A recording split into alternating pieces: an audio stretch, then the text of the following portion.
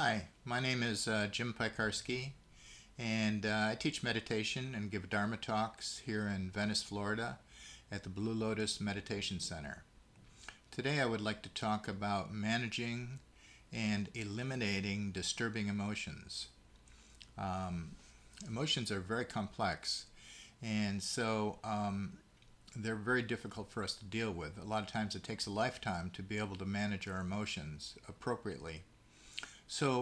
This is meant to be a help for that, to help kind of see through the veils around our emotions so that we can see exactly how they operate. The first thing we need to do is understand what the natural basis of our emotions is. There's three natural bases. And the first one is feeling, or Vedana in Buddhism.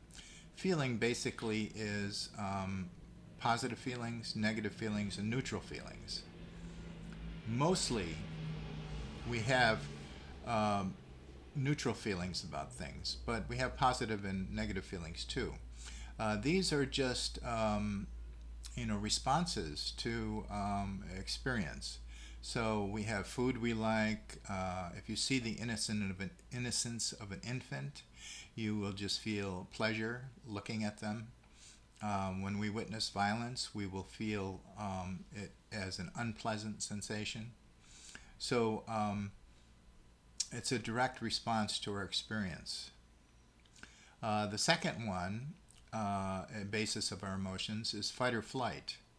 Fight or flight is the basis of anger and fear. Fight or flight is basically there for survival. It's there for us to protect our body. So it also is just can be a response to a situation directly. So if a car is bearing down on you, you'll jump out of the way. You don't even really have to think about it very much. The third basis of emotion is the natural joy and bliss of our being. So this is really part of our true nature. It's not dependent upon anything, and it's never problematic.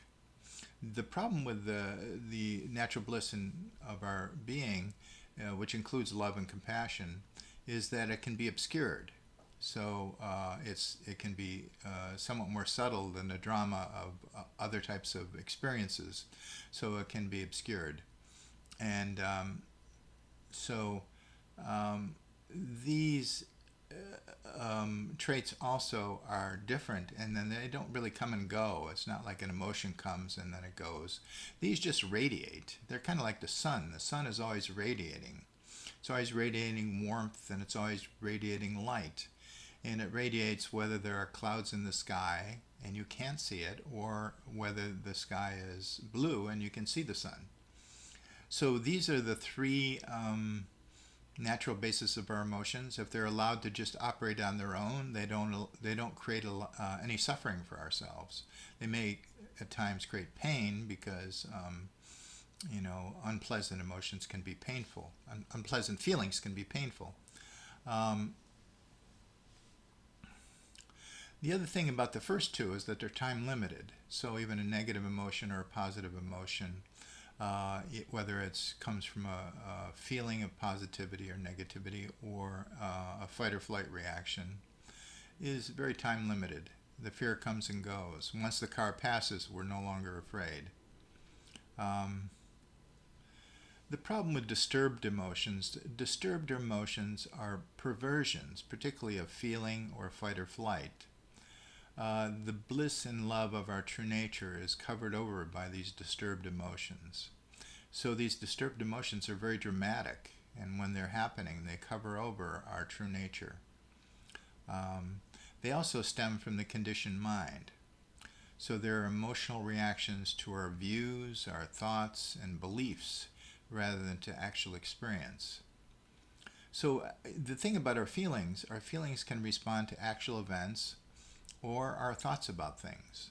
So you can uh, get pleasure from eating your favorite food, or you can get pleasure from thinking about your favorite food. So our feelings are responsive to actual phenomena and to the images and thoughts that go through our mind. Um, it's the same. So, for instance, you can also respond to your conditioned mind. Your conditioned mind is just your habit patterns of thinking or experiences that have happened to you. So, for instance, if you were taken advantage of by someone with a mustache, um, a conditioned belief can create a conditioned emotional response, a negative response to someone who has a mustache. You run into someone who have a mustache, you just don't trust them. Now, it has nothing to do with the person. The person may be as trustworthy as any, but you don't trust them based upon your conditioning. So at that point, your emotions are actually responding, your fear or whatever, your avoidance is actually responding to your thoughts about the situation, not the situation itself. Um, Fight or flight is the same way. We can respond with our fight or flight to both real and imagined situations. So we can be afraid of a car bearing down on us when we're walking down the street in real life, or we can also be afraid in our dreams. In our dreams, we're responding to something that's totally mental. Or we can just imagine it happening, and this will trigger anxiety. So if you have had some trauma around car accidents or being hit by cars, you may walk down the street with a lot of anxiety. It has nothing to do with the current situation of cars and drivers out there on that day. It has to do with your past experience. So these emotional reactions can become conditioned into us, and and then it just seems like they happen. However, they're not just happening; they're responses to a particular conditioning that we have in our mind. The Buddha talked about two arrows. He said that there were two arrows. The first arrow was like just pain. Life brings us pain. And the second arrow was our reaction to it. And the second arrow is the thing that can be changed. The first arrow is we're going to suffer in life. We're going to suffer pain in life. We don't have to psychologically suffer, though. So the conditioned mind is the creates stress and suffering, and is directly responsible for negative disturbed emotions, particularly the ones that are unnecessary. So negative emotions, they may arise, like fear of getting hit by a car, but the mind is the thing that can extend them in time. Negative emotions or negative responses like fight or flight or sadness or whatever are time limited. But we can continue to think about them for years and possibly create negative feelings for years. And the negative feelings aren't based upon anything that's happening, it's just based upon our habit pattern of thinking. One thing good about meditation is that meditation trains our mind to just respond to what's happening. So when we're lost in thought, we pull ourselves away from thought and then look at our breathing or physical sensations or something like that. As we do this over time, we're training our mind to distinguish between what is actual, our sensations, and what is in our thoughts, what is the content of thought. Um, there's a concept called bare attention, a lot of times used in Zen. And with bare attention, we just notice actual sense phenomena, like the breath and the body sensations. We really make a distinction between those things that are actually happening and those things that are just created in their images and thoughts. The other thing is that thought really we need to learn to question it, because thought is not a good basis for truth. Thought can point to the truth, can describe the truth, but there's no truth in thought. Thought is just a tool. And because it's a tool, it can be used appropriately or it can be used inappropriately, but it can't hold truth. So one of the ways that we can reduce our disturbed emotions is by teachings.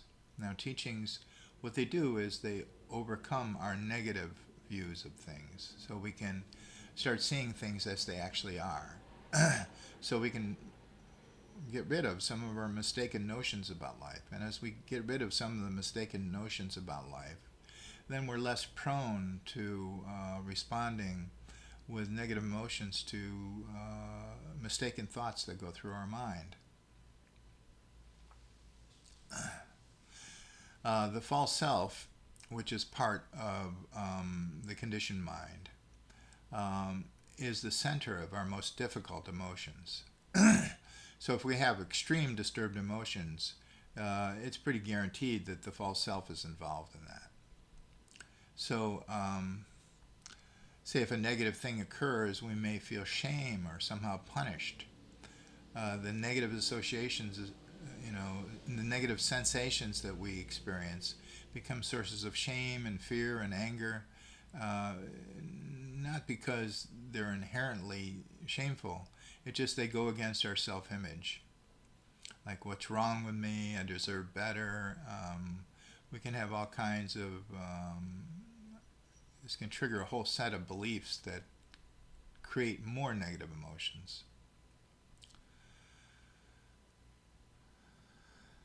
So one thing we can do with Vedana or feeling is our ego gets attached to things that make us feel better. So money, possessions, fame, power, we cling to these things because the thought of having them feels good. And once we have them, we feel good. The problem is that they don't last.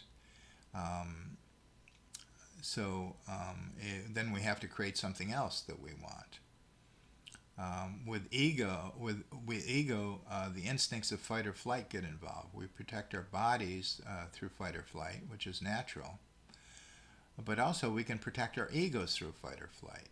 So when we're protecting our egos through fight or flight, we can trigger all the mechanisms of a flight or flight mechanism, all the anger and fear, and it can be based upon pure imagination. So if you call me a name, I may want to kill you. Now, what has actually happened? Well, the only thing that's happened is that you have threatened my idea of myself. You haven't threatened me, it could be that you're so angry it looks like you're going to be physical, but, it may not be that at all. Maybe you just walk by me and call me a name. So I'm not truly threatened. My body isn't truly threatened, and yet I'm reacting as if it is. And this is purely because my ego is threatened by this. So the conditioned mind and its resident, the separated self, are what distorts our experience. And these are the causes of our negative emotions, at least the negative emotions that are unnecessary and that stick around too long. There are natural emotions that we have. For instance, grief. When I was working as a therapist, I would help people with grief work. So sometimes people would lose someone, and when you lose someone, there is a certain grief period you go through, usually is measured in months. Now, sometimes this grief period would last for years, and it was very interesting because a lot of times what was connected to the grief was guilt. The person didn't have a good relationship with this person when they died, or they didn't treat them well, or something else, so that they felt that they deserved to suffer. And because they felt that they deserved to suffer, their grief couldn't pass. So instead of their grief just reacting to the loss of the person, their grief was reacting to this internal guilt. And this internal guilt made them feel bad and got involved with the grief, and they couldn't let go of their grief.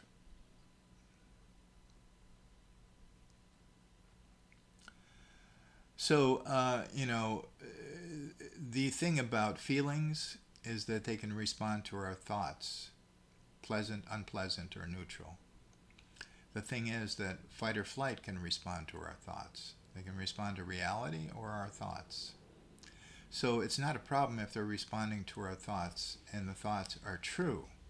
So I'll give you an example, the grief issue. If you don't know somebody died, you're not going to have grief. Now somebody informs you. They come to your house or call you and said that so-and-so died. Now once you know that they died, then this triggers grief. So thought is involved. And somebody has to convey this understanding that this person has died. Now, that's natural and it's based upon a real situation. Now, if respond to this by saying to yourself, oh, I can't go on. How am I going to survive without this person? I'll never be the same. Now, what we're doing is we're creating a whole thought structure that we have to respond to emotionally, because the emotions will just respond to this. They just automatically respond to thoughts and situations. So these are not neutral thoughts, so we're going to have a negative response to them.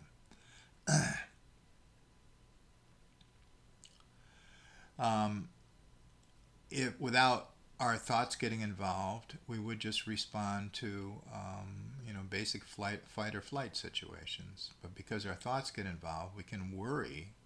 We can worry for days about something, and it's not here. We're responding to our thoughts. It's not something that's actually happening. I mean, it could actually happen. Sometimes that worry is helpful because it's a situation that could actually happen, and a certain amount of worry may stimulate us to take precautions. But the problem with thinking is that we can torture ourselves with these responses to our thought patterns. So these negative states that we create through our thinking veil our wisdom and our true nature. Our natural peace and joy, compassion, love that is always radiating from us is experienced sometimes on a more subtle level. And these dramatic emotions obscure it. We can't see it. It's like a cloud. So it's almost like if the sun is shining and the clouds, dark clouds are there, you're not going to be able to see the sun. And the darker the clouds are, the more the sun is obscured. If the clouds are really light, you may see the sun shining through them. So these emotions, these negative emotions, are incredibly dramatic, and they take up all our attention and stop us from seeing our true nature. So the promise and the purpose of meditation and Buddhist and other spiritual teaching and practicing ethics and all these things is to eliminate these disturbing emotions. But I think it's important to understand where these disturbing emotions come from. They basically come from our mistaken ideas about reality. They're not responses to actual life. So one thing we really need to learn is we really need to learn to understand that our suffering, our disturbing emotions, come from some kind of negative view, conditioning, or outlook, or belief, or whatever. And this is the source of them. And if we can understand that, then we can apply the right tool, which is to examine this. So if you don't apply this tool, the natural tendency is to blame the environment, because it seems like these negative emotions are coming from environmental stimuli. The environmental stimuli is the thing that initially created it, just like in the grief example. It's like, oh, it's because my whatever died, and that's the cause of my problems. And the person's not looking closely to see that their whole complex of guilt is the thing that's really causing them such extensive suffering. So we really have to judge. Am I responding to something real? Or am I responding to something in my imagination? Sometimes it can be a mixture of both. So you feel grief that you lost somebody, and at the same time you're telling yourself stories about it that are making you feel even worse.